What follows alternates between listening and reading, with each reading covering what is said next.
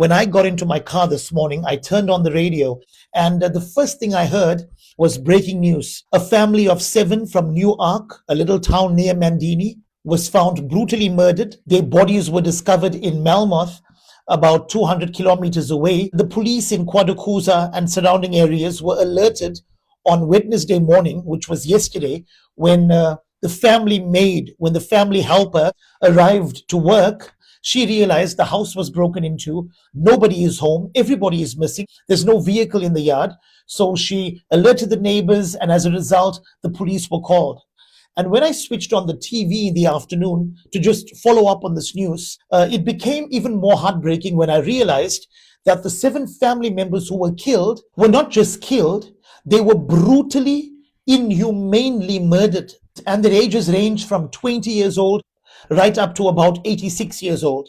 But when I saw the pictures of the family, I was heartbroken because the old ladies in that picture reminds me of my grandfather. My grandfather is in his 90s.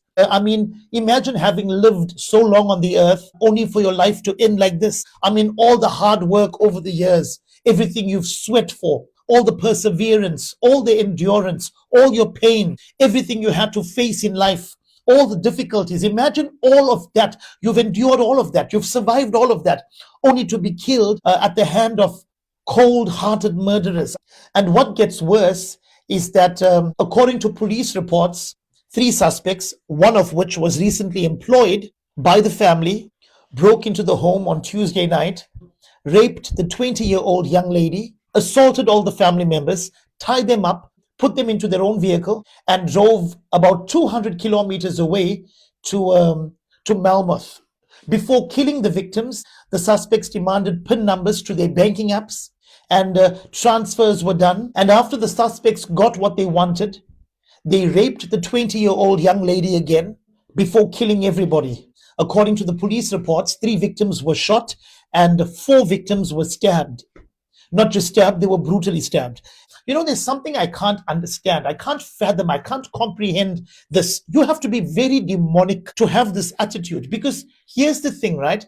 How does a human being, together with 2 other human beings, how does 3 human beings plan such a heinous, plan such an inhumane thing, and all 3 of them go along with this without any conscience, without any hesitation whatsoever? You would expect, when there's 3 people, at least one person to have a conscience, right?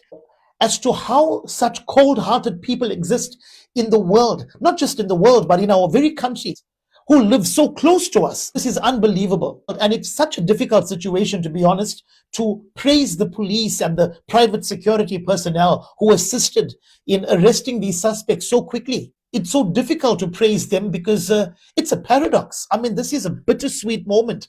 On one hand, you are so relieved that the police acted so swiftly and arrested these suspects, within a day, within probably less than a day. And then on the other hand, we are so heartbroken that 7 family members didn't even get a fighting chance. It shows you that when we are all on the same page, how we can achieve anything we want. You think about it. For so long, we've been accusing the police of acting so slow, of not being speedy with arrests, etc. I have never, to be honest with you, I have never seen the police make such a quick arrest in my entire life. I think it's the first time I'm seeing the police make such a speedy arrest, not just discovering the bodies of all the deceased, but arresting all the suspects. And maybe there's more, I don't know. But, sometimes I think court cases are not needed for people like these.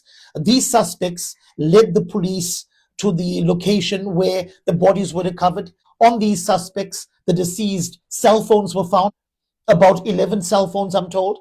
And the point is, why would you need a court case for people like these? Just send them to prison.